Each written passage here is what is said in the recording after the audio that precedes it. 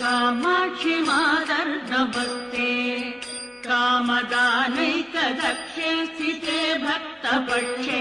कामाक्षि मादर्दवस्ते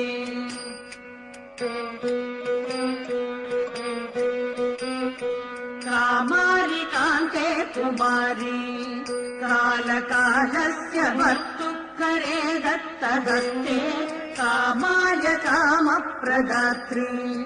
कामकोटिश्च पूज्ये गिरं देहि मह्यम् कामाक्षि मादर्दवस्ते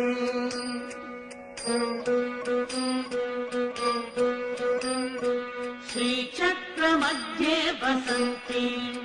भूतरक्षपिशाचादिदुष्टान् हरन्ति श्रीकामकोट्यान् ज्वलन्ति कामजी